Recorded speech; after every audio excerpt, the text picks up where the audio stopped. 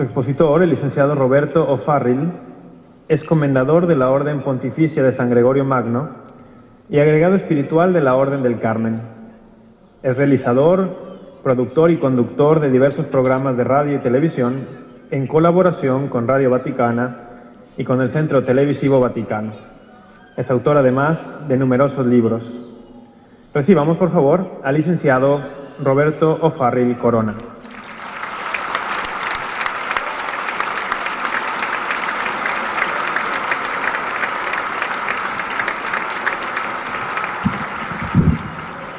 Gracias, buenas tardes. Saludo con mucha emoción a este 18º Encuentro Mariano en Cancún. Son 18 años de dar un valioso y grande testimonio de fe. Agradezco pues también y felicito mucho a los organizadores y a todos quienes participan aquí, más de 3,000 personas. Hablemos de un acontecimiento verdaderamente terrible, no en Irak, no en China, no en Rusia, en México, en nuestra patria. Hablemos de la persecución religiosa, hablemos del odio a la fe, del poder que se lanza contra el pueblo de México, contra el pueblo católico. Hablemos de ese acontecimiento, pero principalmente hablemos sobre una gracia que Dios concede a quienes le amamos, y es la gracia del martirio, del testimonio, de entregar la vida, de hacer el último acto que todos hacemos en vida, que es morir, dando un testimonio de lo que es el amor a Dios, de lo que es también el amor de Dios. Hablemos pues principalmente de esta gracia que Dios nos da y que es el martirio. Ubiquémonos para empezar. Bueno, para empezar le pido al Señor que inspire mis palabras y a San Antonio que me preste su lengua. Ubiquemos el acontecimiento en su momento, en su lugar, en su tiempo. ¿Qué sucedió en México con lo que se ha llamado el conflicto religioso, la guerra cristera, o tomando el nombre de esa gran obra de Jean Meyer, la cristiada? Empecemos con esto en una nota que nos introduce.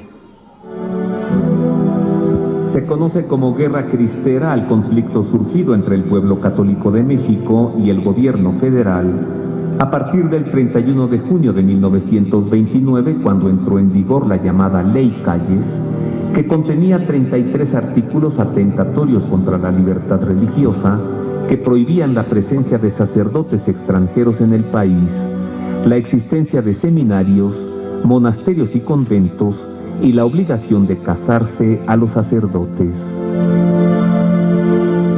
En señal de protesta, la Iglesia suspendió el culto. Se cerraron las iglesias y la Liga Nacional Defensora de la Libertad Religiosa convocó a la resistencia. Para enero de 1927, luego de violentas represiones por parte del ejército, el pueblo se sublevó en el occidente del país al grito de ¡Viva Cristo Rey! Algunos sacerdotes se unieron a las revueltas, pero la mayoría optó por la resistencia pacífica. El conflicto cristero costó a la nación más de 250,000 muertos en un país de 18 millones de habitantes que venía de sufrir 10 años de revolución. En 1929, la cercanía de las elecciones presidenciales dio lugar a la coyuntura política que detuvo el conflicto. Durante la guerra, el Estado y la Iglesia habían mantenido negociaciones secretas que al fin acordaron la suspensión de la Ley Calles, aunque no su derogación, la amnistía a los rebeldes, la reapertura de las iglesias y la celebración del culto. Pero al final, una vez depuestas las armas, los cristeros inermes y sus familias fueron sistemáticamente aniquilados por las fuerzas gubernamentales. De nuestro país se han borrado 300 años de historia.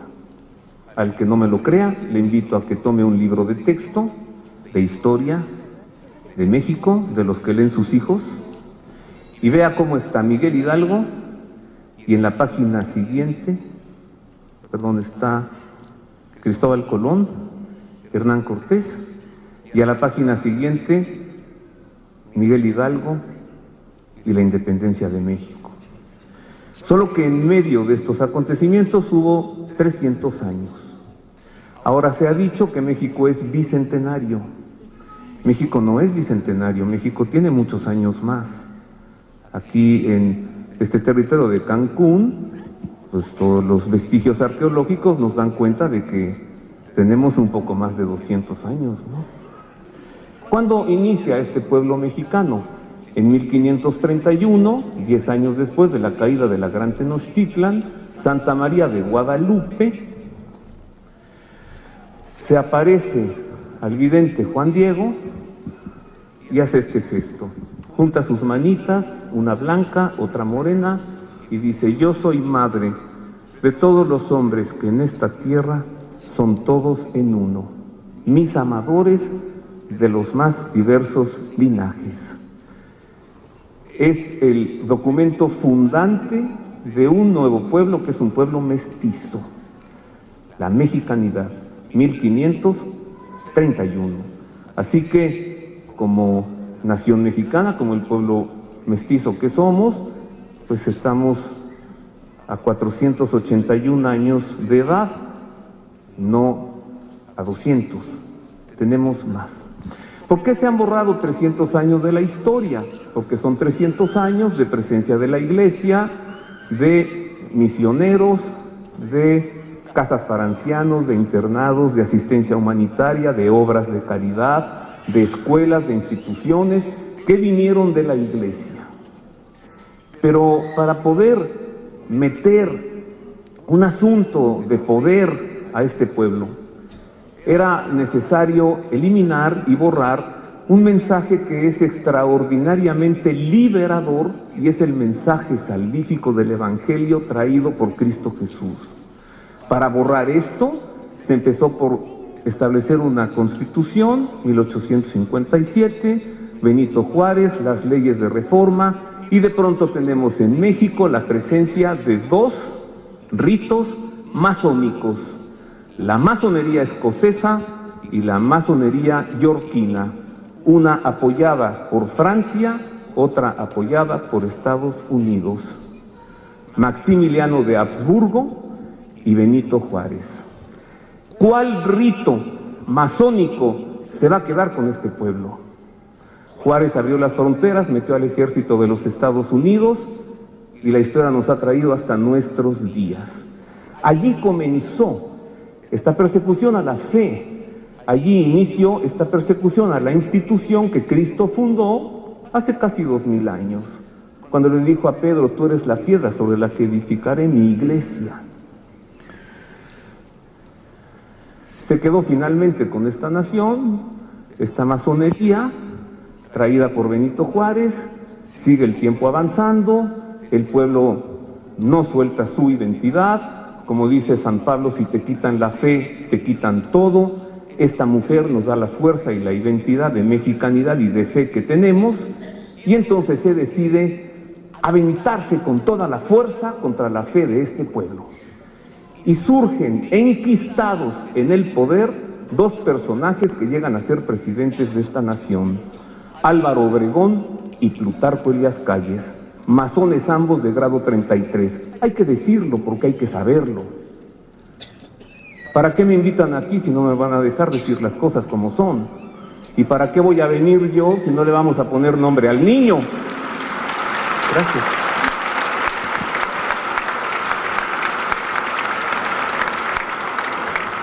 Estamos hablando entonces de una institución fundada que con planes, que con estrategias quiso lanzarse a arrancarnos la riqueza de la fe y de la espiritualidad. La masonería, una institución inspirada por Satanás, que cuando habla del arquitecto del universo no habla de ningún dios, sino del demonio mismo, para implementar su reinado y su poder en la tierra. De eso estamos hablando, queridos amigos. Ahora vamos a ponerle nombres a los hombres que hicieron esto. Vamos a identificar a uno de ellos, de nombre Plutarco Elías Calles. Fue presidente de México. Plutarco Elías Calles fue uno de los líderes de la revolución. Asumió la presidencia de México en 1924 y su injerencia en el poder se extendió a los gobiernos de Emilio Portes Gil, Pascual Ortiz Rubio y Abelardo L. Rodríguez. A este periodo de 1928 a 1934 se le conoce como el Maximato.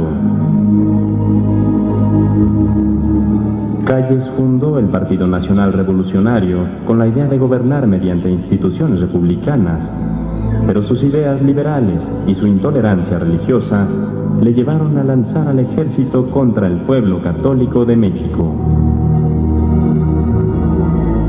Bajo el gobierno de Venustiano Carranza fue gobernador de Sonora y secretario de Gobernación durante la presidencia de Álvaro Obregón.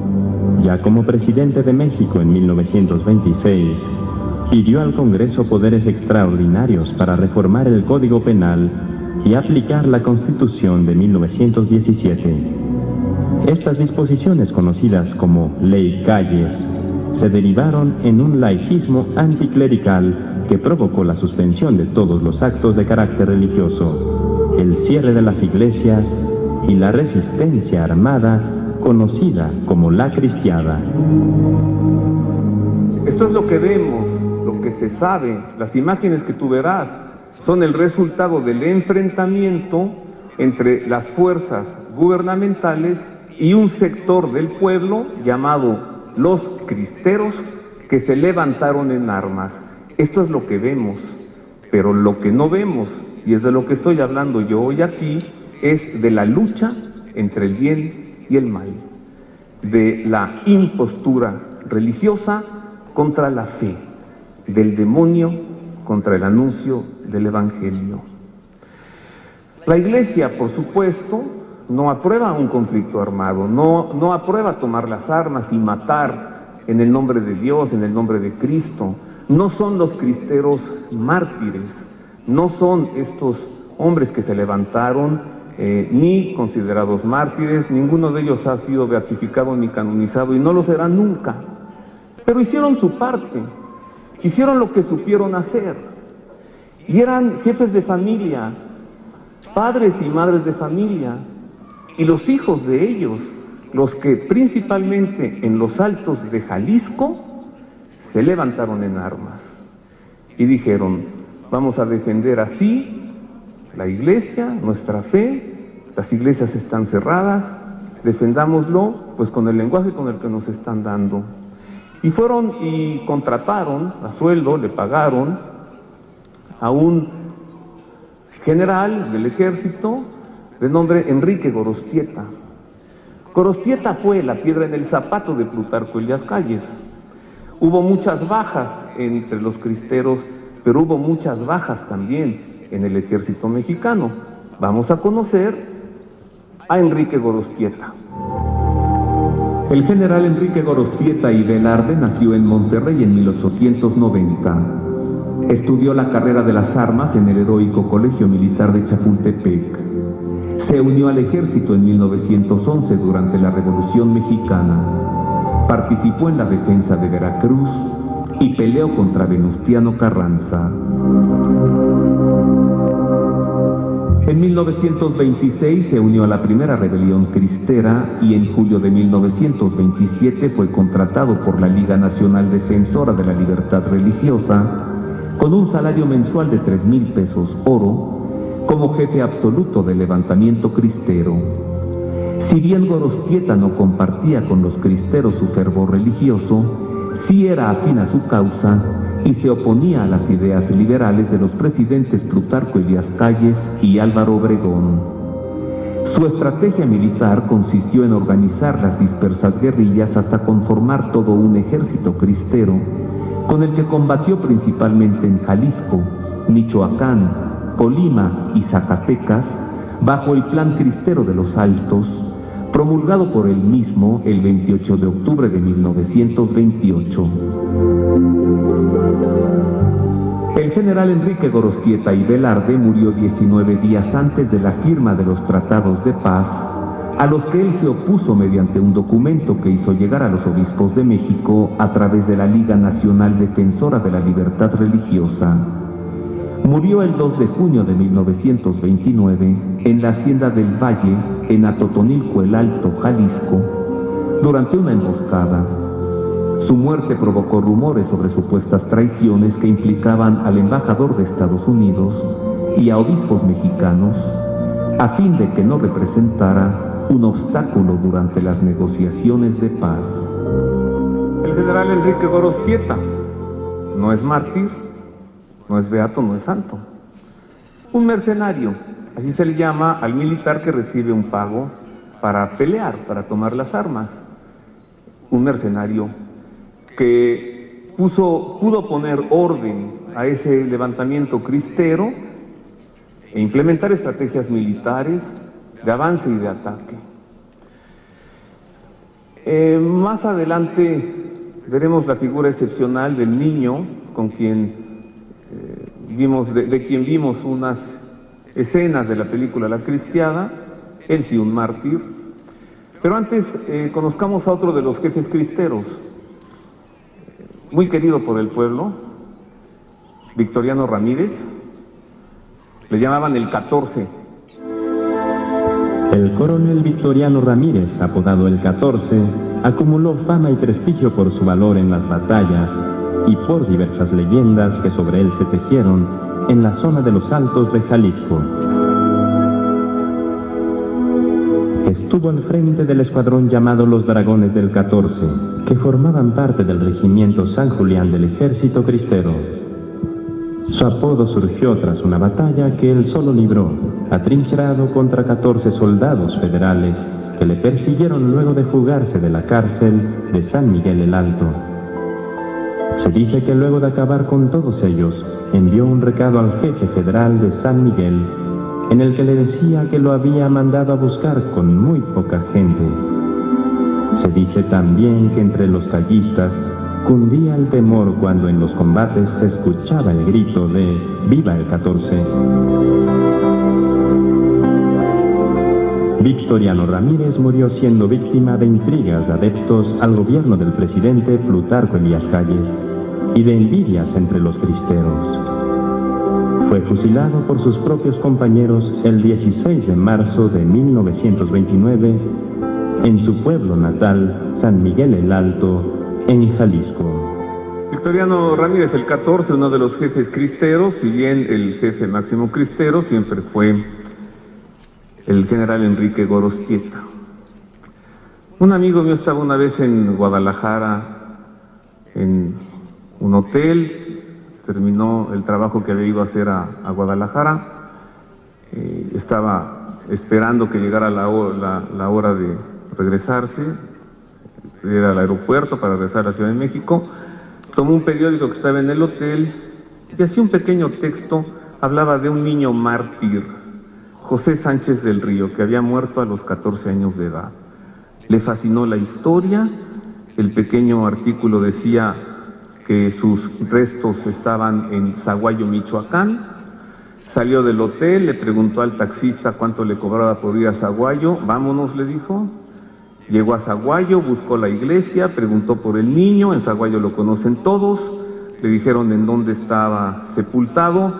Llegó a la iglesia, le dio una propina al sacristán, le abrió la cripta, bajó todo húmedo y oscuro, volvió a salirse, se fue a una tlapalería, compró linternas, bajó, cruzó toda la cripta y al final en un arcosóleo decía José Sánchez del Río, el niño mártir.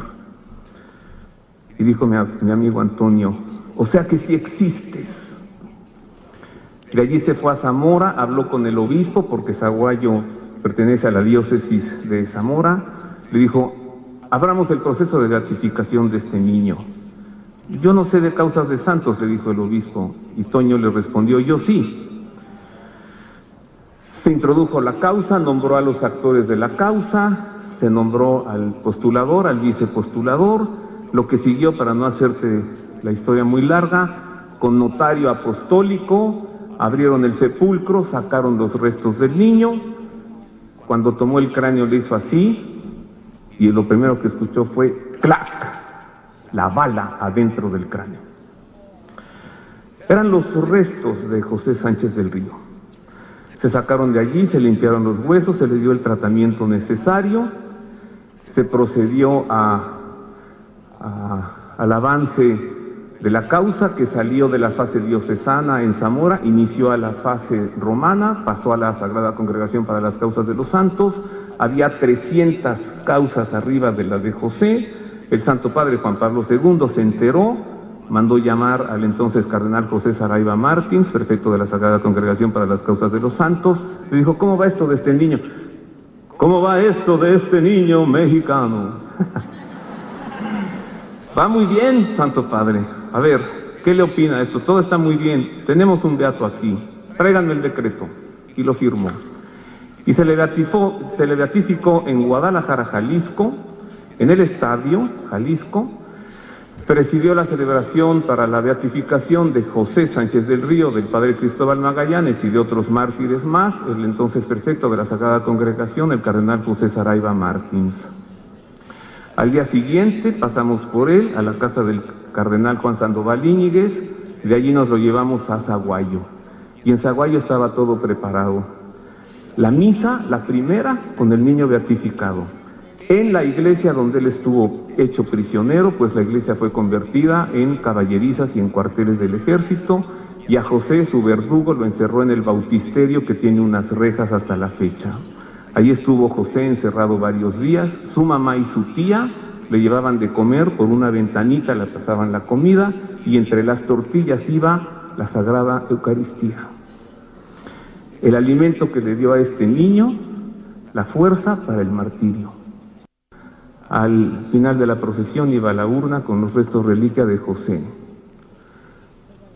Algunos años después, desandó el camino que anduvo para encontrarse con el Señor, de la iglesia al panteón.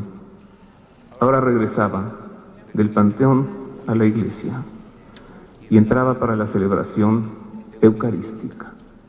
Vamos a conocer algo de este niño, que no tenía la edad ni la madurez de un adulto, pero sí la madurez de la fe, para con su vida y con su muerte entregarnos el gran testimonio del amor de Dios.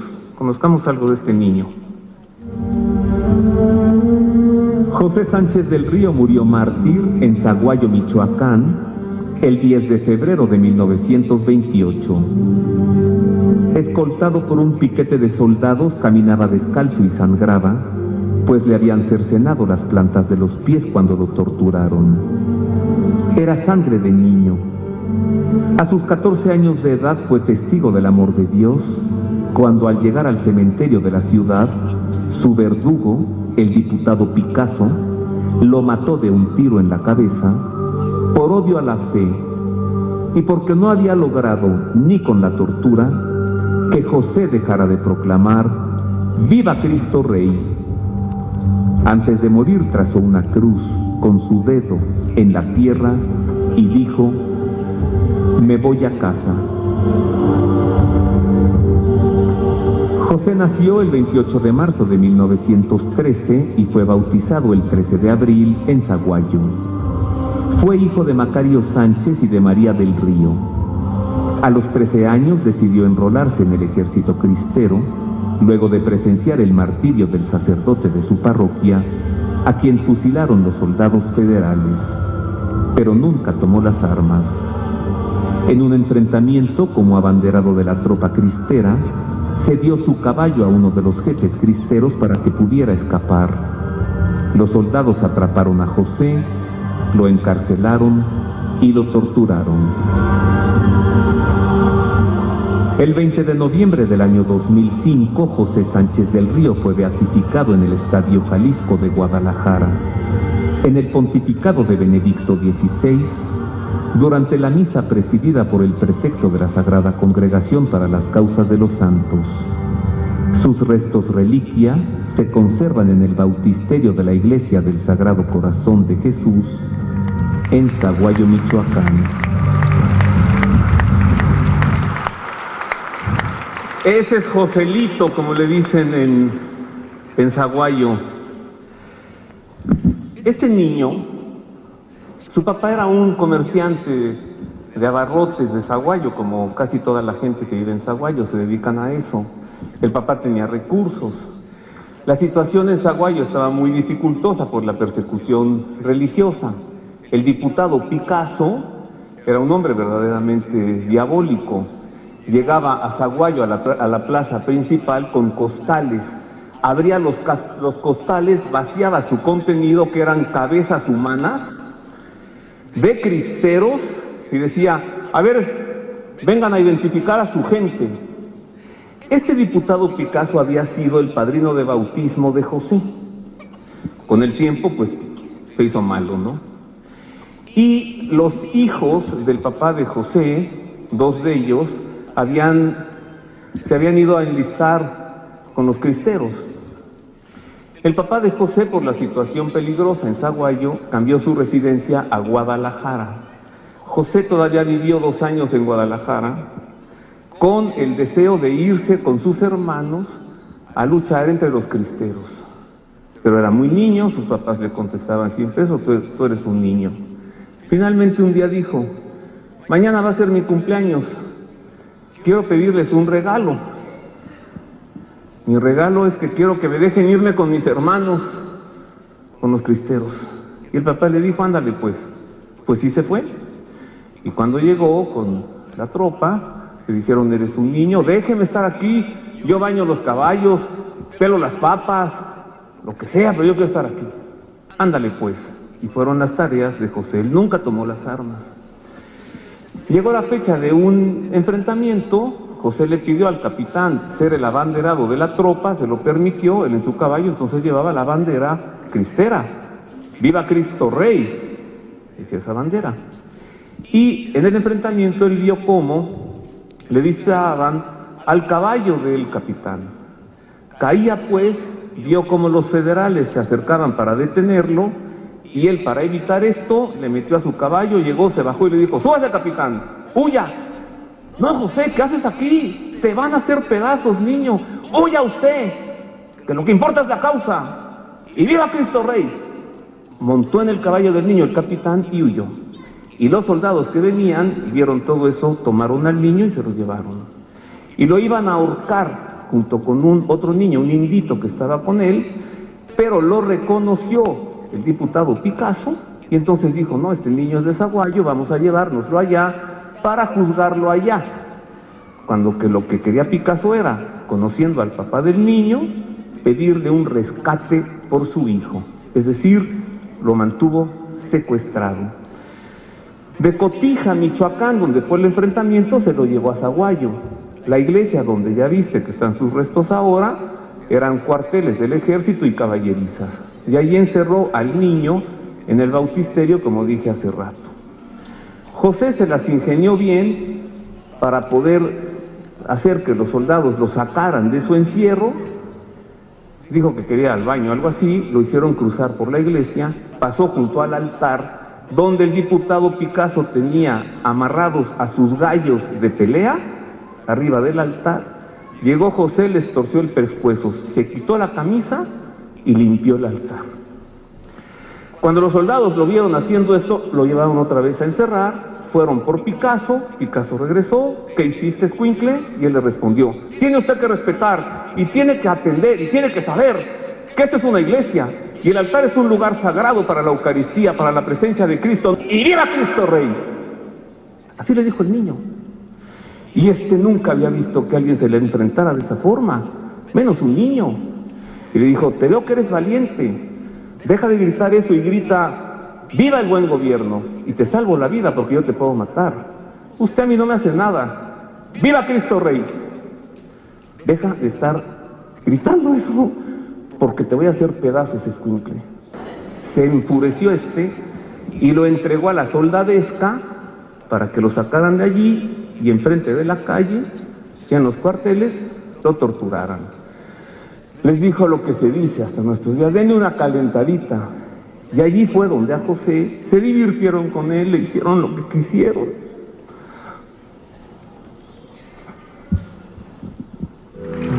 El beato Anacleto González Flores nació en Tepatitlán, Jalisco, el 13 de julio de 1888. Con ayuda de un sacerdote cercano a su familia, cursó el bachillerato en el Seminario Auxiliar de San Juan de los Lagos. Allí también estudió religión, historia, latín, griego, filosofía, matemáticas, francés, sociología y astronomía.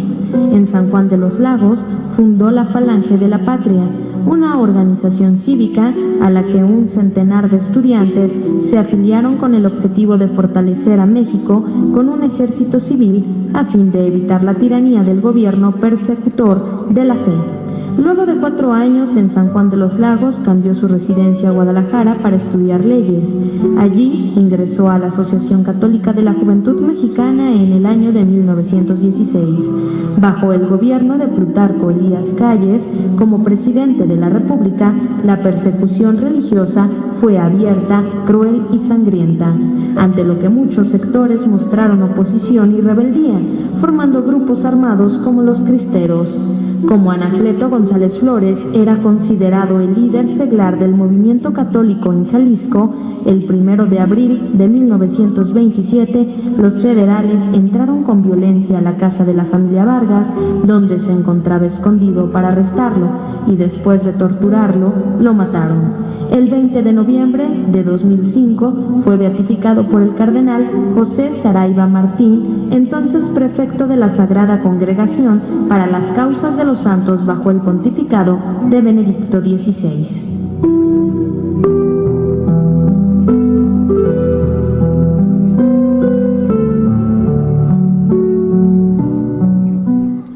Él fue el profesor Anacleto González Flores, beato, él sí, él nunca tomó las armas. Pero regresemos con José, porque lo que pasa es que yo encuentro dificultad para hablar de José. Le cortaron, le cercenaron las plantas de los pies, le pusieron un pasillo de sal y lo hicieron caminar por allí para divertirse con él. Y el niño gritaba: ¡Viva Cristo Rey! Ándale, escuincle, a ver, que venga a ayudarte tu Cristo, camínale. ¡Viva Cristo Rey! Lo sacaron de allí y lo llevaron caminando por las calles de tierra de Zaguayo. Su sangre la iba dejando en la calle. La gente atemorizada estaba encerrada en sus casas y solo lo veían por las ventanas. Pero cuando pasaban, salían a recoger la sangre de ese niño, pues ya decían: es un mártir. Y llegó al panteón, allí con las puntas de las bayonetas, para que no se escucharan disparos en el pueblo, lo acuchillaron. Y el niño gritaba a cada bayonetazo que recibía: ¡Viva Cristo Rey! Y llegó Picasso, y Picasso le dijo: es tu última oportunidad, escuincle, grita viva el gobierno. Y le dijo José: mire, usted haga lo que quiera, si yo ya no pudiera hablar por todo lo que me están haciendo, voy a mover este dedo, y usted entienda que cuando yo haga así, estaré gritando ¡Viva Cristo Rey! Sacó la pistola a Picasso y le disparó en la cabeza. El niño cayó al sepulcro. Dicen algunos testigos, no lo sé, que hizo así. El Papa Benedicto XV, enterado del conflicto y de la persecución religiosa en México, concedió indulgencia plenaria a todo aquel mexicano que muriera gritando ¡Viva Cristo Rey! ¿Cómo? No se oye. ¡Viva Cristo Rey! ¡Que viva mi Cristo! ¡Que viva mi Rey!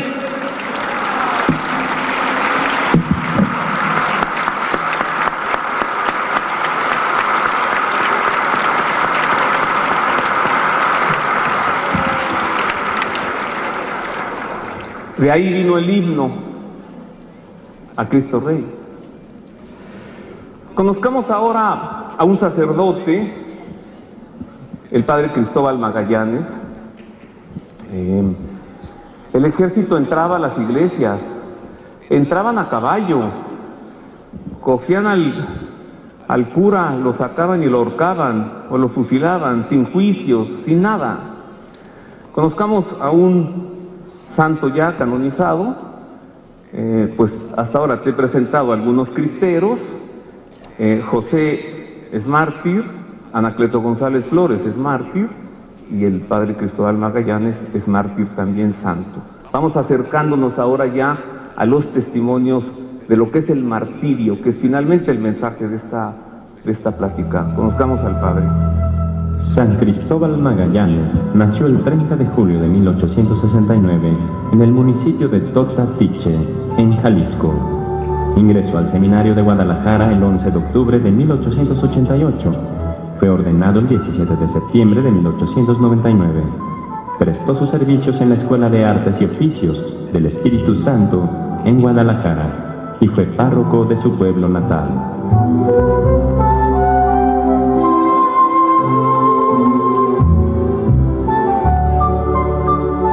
Entre diversas obras, San Cristóbal legó a la comarca la introducción de la agricultura de riego, gracias a la construcción de la presa La Candelaria.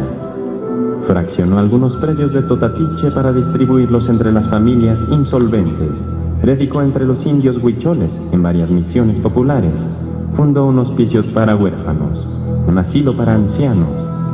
Dotó de capillas los ranchos de su jurisdicción y fundó el Seminario Auxiliar de Nuestra Señora de Guadalupe.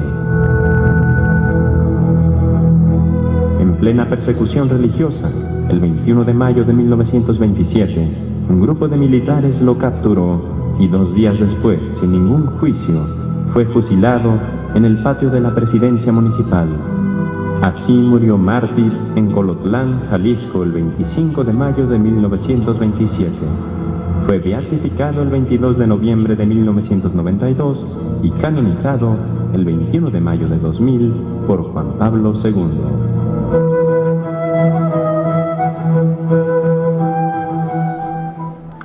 Así es, durante el gran jubileo del año 2000, el Santo Padre Juan Pablo II canonizó en la Plaza de San Pedro del Vaticano, en Roma, a 25 mártires mexicanos del conflicto cristero. Hacia 1928 tuvieron lugar los acuerdos, los arreglos. Tuvo que intervenir el embajador de Estados Unidos, tuvo que intervenir también un hombre notable de apellido Sánchez, de la Embajada de Chile en México. Hubo algunos diálogos con los obispos, finalmente se acordó la paz. Luego de esto los cristeros fueron cazados sistemáticamente, todos ellos y sus familias. Pero terminó el periodo de Plutarco Elías Calles y vino Lázaro Cárdenas. Y en 1934, Lázaro Cárdenas hizo traer a la Ciudad de México, de Tabasco, a quien había sido gobernador en Tabasco, un hombre llamado Tomás Garrido Canaval, quien se firmaba a él, Tomás Garrido Canaval, enemigo personal de Dios y de la Iglesia. Tuvo 3 hijos, a uno le puso Stalin, al otro Satán y al otro Lucifer. Así es, están las actas de nacimiento, nomás para que veas de quién estamos hablando. Y esta es la llamada y poco conocida segunda persecución religiosa en México, la que comenzó con Lázaro Cárdenas, el papá de Cuauhtémoc.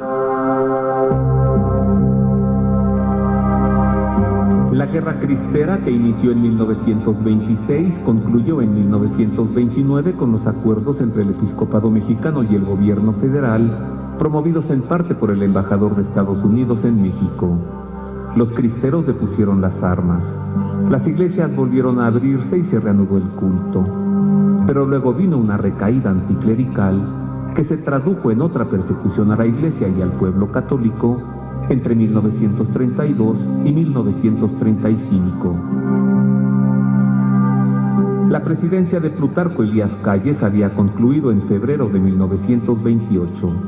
Lo sucedió en el cargo Álvaro Obregón, que ya había sido presidente del 20 al 24.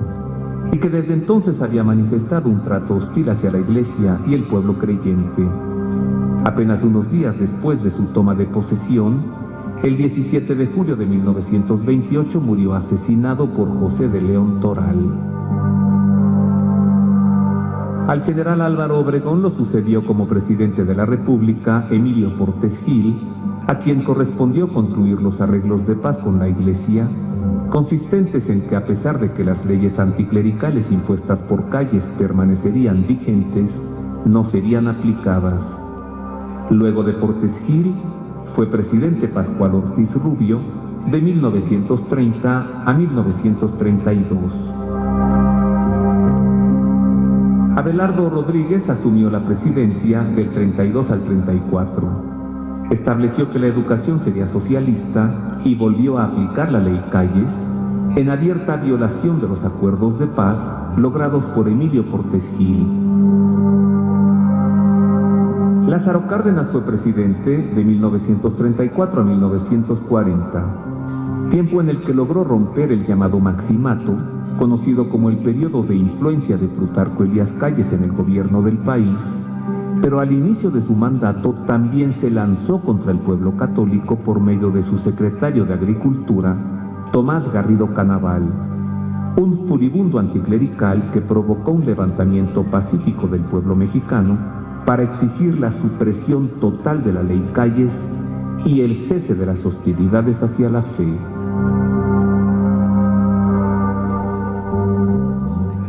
Decía hace un momento que Lázaro Cárdenas hizo llevar de Tabasco a la Ciudad de México a quien había sido gobernador de Tabasco, Tomás Garrido Canaval, y para tenerlo en la Ciudad de México lo nombra secretario de Agricultura y le dice: haz en México lo que hiciste en Tabasco.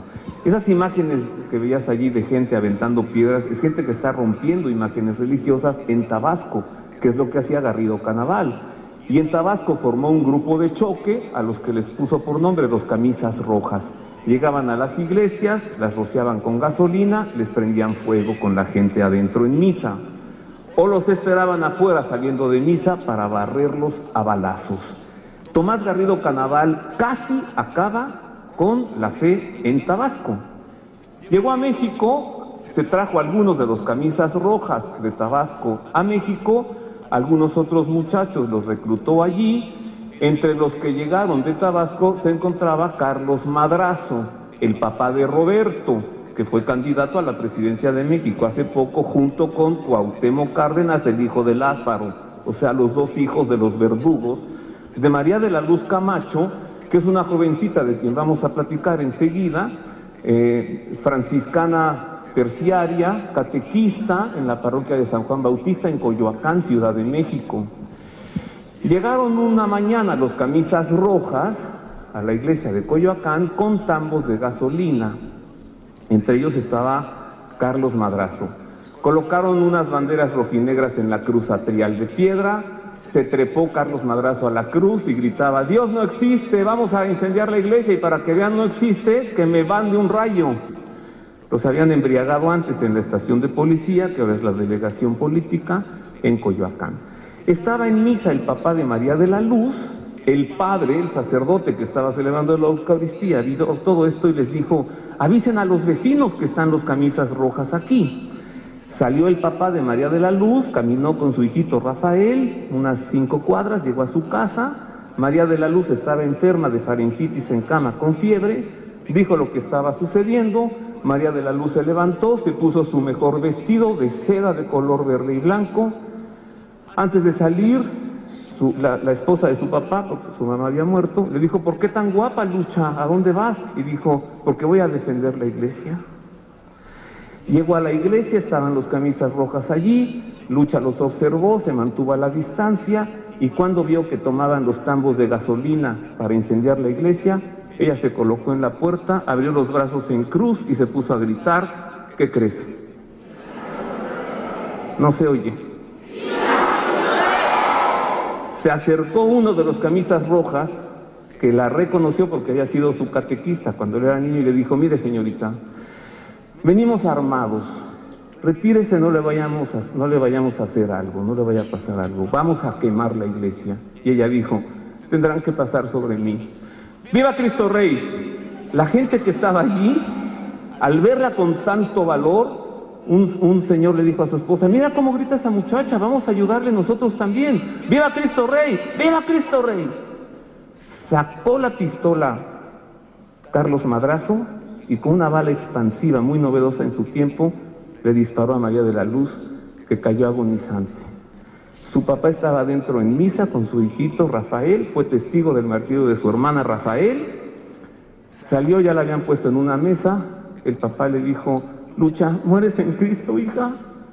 Y dijo ella: ¡viva Cristo!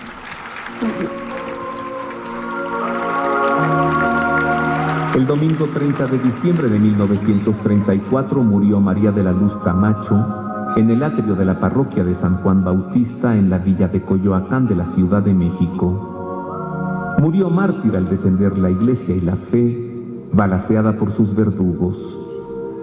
Murió con los brazos abiertos en cruz, al tiempo que gritaba: ¡Viva Cristo Rey! María de la Luz Sirenia nació el 17 de mayo de 1907. Fue hija de Manuel Camacho y de María Teresa González. Su mamá murió cuando ella tenía 6 meses de edad. En 1921 la familia Camacho se trasladó a Coyoacán, donde ella vivió los últimos 13 años de su vida, hasta que salió de su casa para defender la iglesia que pretendían incendiar los Camisas Rojas, el grupo de choque formado por Tomás Garrido Canaval y comandado por Carlos Madrazo. Lucha Camacho fue catequista, integrante de la Tercera Orden Franciscana y de la Acción Católica Femenina de México. El día de su martirio, al enterarse del inminente atentado contra la iglesia, se puso su mejor vestido, el de seda color verde y blanco. Salió de su casa y se instaló en el atrio en espera del momento heroico, hasta que vio a los Camisas Rojas acercarse a la iglesia con tambos de gasolina. Ella se paró frente a la puerta, abrió sus brazos en cruz y comenzó a gritar con fuerza: ¡viva la iglesia! ¡Viva el Papa!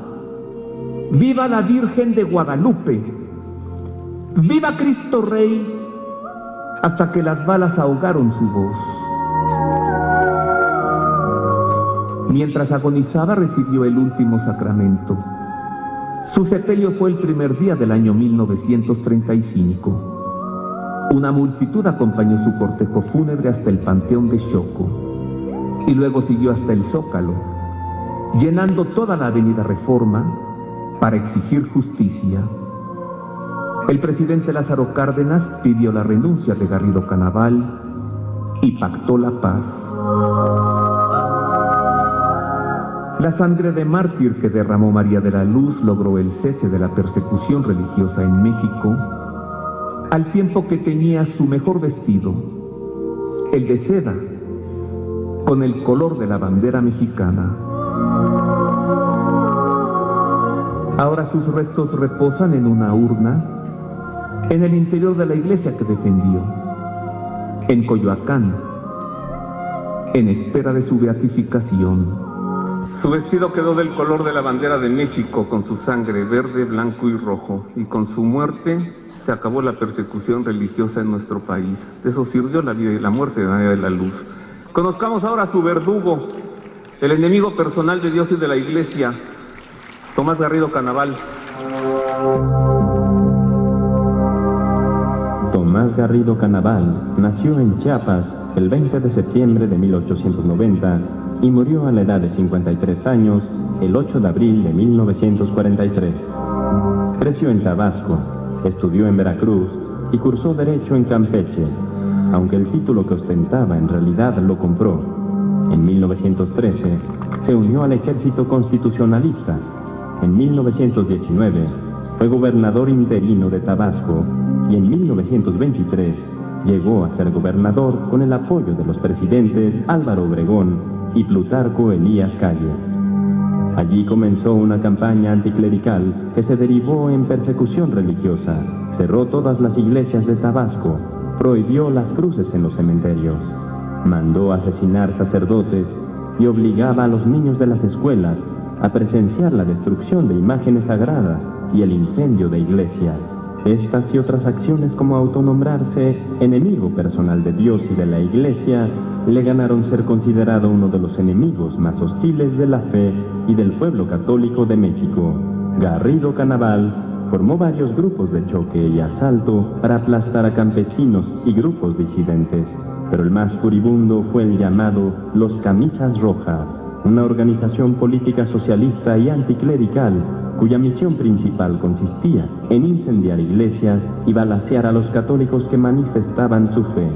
En diciembre de 1934, el presidente Lázaro Cárdenas lo nombró secretario de Agricultura, con la encomienda de perseguir a la iglesia, como lo hizo en Tabasco, pero tuvo que destituirlo a exigencia del pueblo, indignado por el ataque a la parroquia de San Juan Bautista en Coyoacán, donde murió mártir a manos de los Camisas Rojas, María de la Luz Camacho, una señorita catequista de la Tercera Orden Franciscana. No obstante, 2 años después, en 1936, fue nombrado vicepresidente de la Cámara de Diputados a instancias de Cárdenas. Murió en un hospital de Los Ángeles, California, en los Estados Unidos, a causa de tumores de cáncer en los huesos. Tuvo 3 hijos, a quienes puso por nombres Soy la Libertad, Lenin y Lucifer. Sus seguidores intentaron esparcir sus cenizas sobre el estado de Tabasco, como él mismo había indicado, pero el presidente Ávila Camacho lo impidió. El verdugo de María de la Luz. Y para terminar, hablemos del martirio. Con lo que sigue termino. El misterio de la iniquidad consiste en que Dios, siendo bueno, permite el mal. Es un misterio. Solamente hay una explicación. Dios permite el mal para sacar un bien mayor. El término mártir, de raíz griega, significa testigo. Se le considera mártir a aquel que ha sufrido la muerte por dar testimonio de su fe y de su adhesión a Cristo. El martirio se refiere a la muerte y a los sufrimientos soportados por el mártir. El Catecismo de la Iglesia explica que el martirio es el supremo testimonio de la verdad de la fe. Designa un testimonio que llega hasta la muerte. El mártir da testimonio de Cristo, muerto y resucitado, al cual está unido por la caridad. Da testimonio de la verdad de la fe y de la doctrina cristiana. Soporta la muerte mediante un acto de fortaleza. Para que el martirio se configure es preciso que sea por odio a la fe, que el mártir no rehúya el martirio, que lo ofrezca por el amor de Dios y que perdone a su verdugo. Por esto es que San Agustín explica que no es la pena, sino la causa, la que hace al mártir. El primer mártir, San Esteban, o San Felipe de Jesús, se caracterizan por haber destacado virtudes como paciencia en todo momento, fe, valentía, esperanza y un gran amor a Dios. Como efecto del martirio se borran todos los pecados veniales y mortales cometidos. Por lo tanto, hay liberación inmediata del purgatorio y se constituye el bautizo de sangre. El martirio es tan grande que únicamente se tiene que probar que existió el mártir para que pueda ser canonizado sin necesidad de milagros, ya que ha dado la mayor prueba de amor a Dios, que es padecer tormentos y sufrir en silencio, en muchas ocasiones jubiloso, para dar testimonio con su sangre, por su fe y amor a Dios. Seguramente a la mayoría de quienes aquí estamos, pues Dios no nos va a conceder la gracia del martirio, así que todos tranquilos, seguramente. Pero lo que sí podemos hacer y lo que sí Dios nos debe conceder la gracia es que con nuestra vida demos razón de nuestra fe, que con nuestra vida dejemos un gran testimonio de aquello en lo que creemos, que es aquel de quien sabemos nos ama. Y a esto se le llama el martirio cotidiano. El ir dando la vida por los hijos, por la esposa, por el esposo, por los amigos, por los compañeros. ¿Y por qué es tan buena gente? Porque soy cristiano, porque soy católico. Y de esta manera, aunque no lo gritemos con la boca, con el corazón y con nuestra historia, gritaremos ¡Viva Cristo Rey!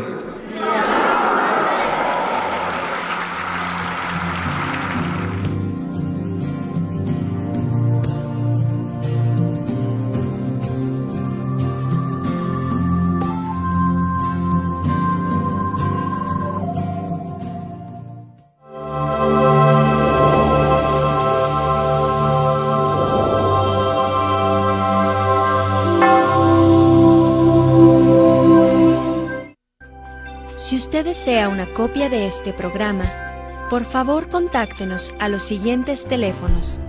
Desde el extranjero, marque 0052 33 3770 1814 y del interior de la República Mexicana al 01900 849 3507 o escríbenos a nuestro correo electrónico tiendavirtual@mariavision.com y visita nuestra página web www.mariavision.com.